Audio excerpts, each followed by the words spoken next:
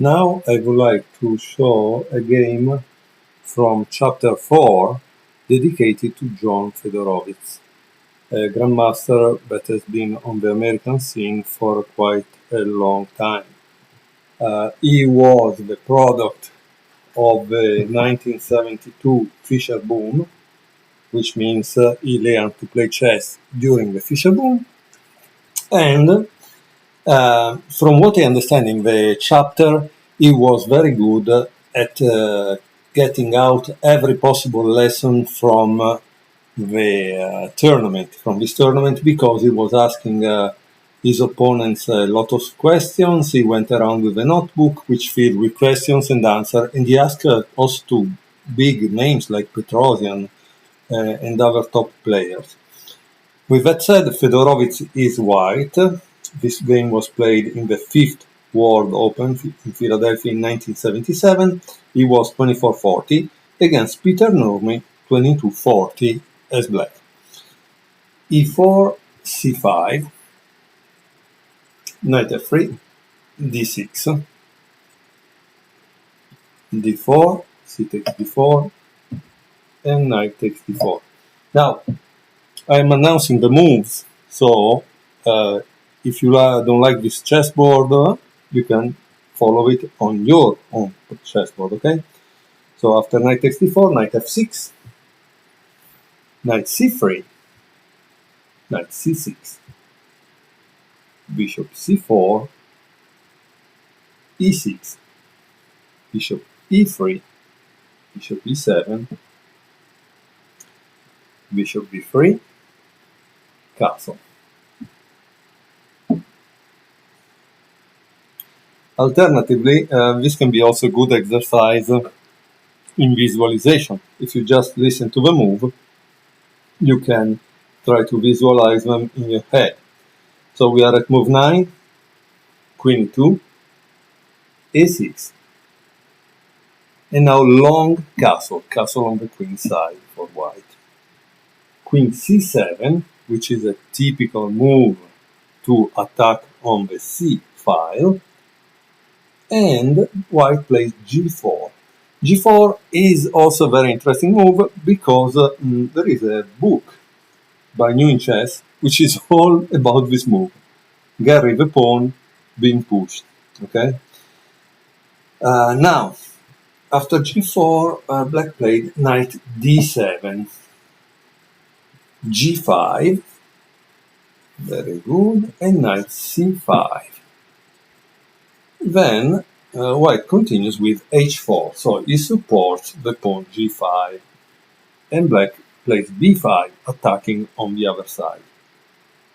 Obviously now white is continuing the attack with h5, because obviously he wants to go forward, and before it's a typical move also in the Sicilian to remove the pieces on the c file when it's going to attack. Okay, knight a4, and knight takes d4. Rook takes d4, and here there is a diagram. Okay, the diagram generally is put by the author to tell you something, that here there is an important position. How should black continue? That's up to you. You could pause the video and try to guess and start to make some reasonings. Why?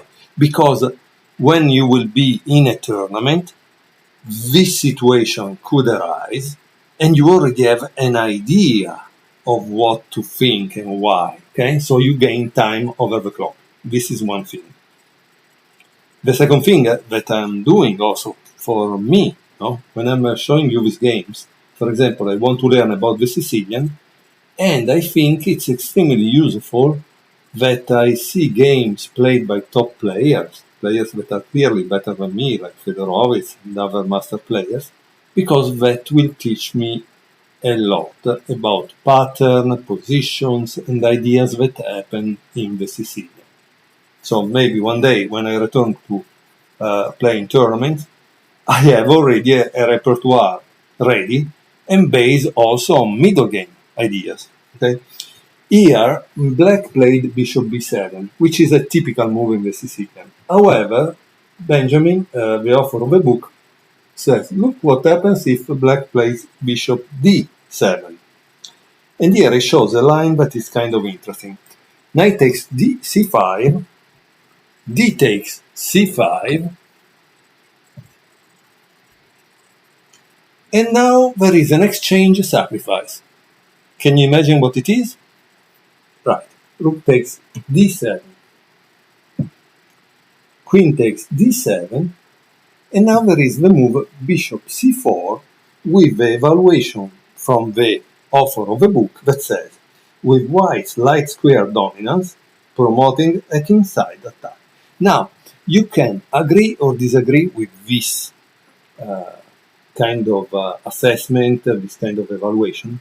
The good thing is, now you could put this position over the board or over your computer, play against an engine, and see how such white square dominance work in the real world. For the moment, I will pause the video and bring back the position to what. Okay, I think I brought back the position to what it was correctly. Black played bishop b7, and we continue obviously with a move that makes sense, because you see that there is here this bishop, right? He's pointing here and here. Here we have the attack. So at a certain point, at the right moment, white needs to push in order to make this structure collapse and finish the attack. So what did white play? g6. Black played knight takes b3, a takes b3. Do you notice that now it's open here? d5, rook g1, taking it off from the diagonal, rook a c8, rook d2, bishop f6, g takes h7, and king h8. So you see, it didn't open the file in some ways. It tries to be protected behind the pawn. And so the problem at this point is white needs to open in some way because this pawn is a problem, right? And so what does he play? h6. Black obviously doesn't want to open, and so he plays g6. Queen f3, bishop e5, and queen d1. D takes e4. This is okay if followed up correctly, but it was safer to wait a move. For example, to play king h7, take h7, he says, and gives the line, okay? How does white continue here? With knight b6. Notice the importance of this rook here that is protecting, because yes, you need to attack, but you must not forget that your opponent is also attacking, okay? Here there is a long line in the book saying that this move was better, okay? So when you buy the book, you will read all about it. Okay, after knight b6, obviously black is attack on the rook c8. And black makes a mistake. Now pause the video and see what you would play in this position, okay? Black in that game played rook c d8, which is a mistake. It seems the best move was bishop d5. And of course, there is a reasoning. The rook is less of a prize than the dark square bishop. Black would have obtained sufficient compensation for the exchange by shutting down the d-file with this move, bishop d5. Okay, not only is shutting down the d-file, but is also attacking, okay? So it's not only shutting down in reality. How does white continue the attack? Try to guess, okay? Pause the video and try to guess how white will continue the attack.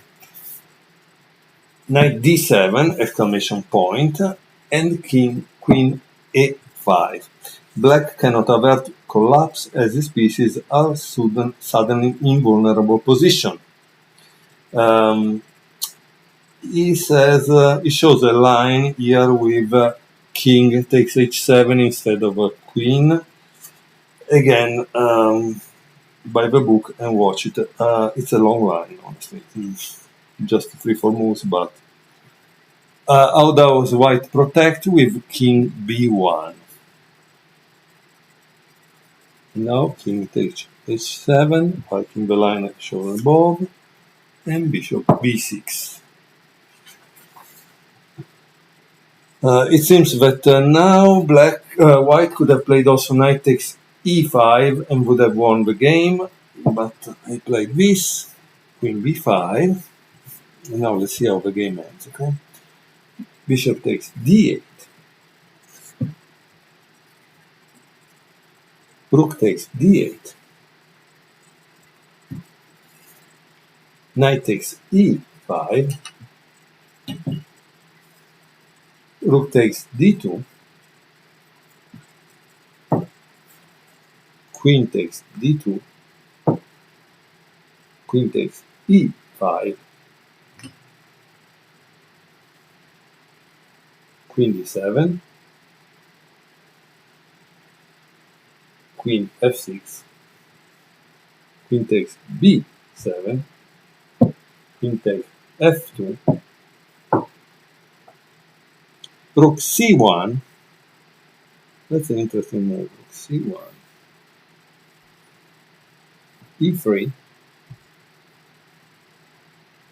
queen takes b4. That's controlling this square, the promoted square. King takes h6, c4, queen f5, king a2, a5, and queen c3, and black resigned. I believe the point here is that probably this is kind of unstoppable. And so while this will be stopped because white controls the promoting square. And of course, this could become promoting a pawn, but this just has 1, 2, 3, 4, so it's over, right? Interesting game. Obviously, chapter 4 is all dedicated to Fedorovic. I will publish more games and chapter if there is interest in this wonderful book. I hope you enjoyed the game, and see you next time.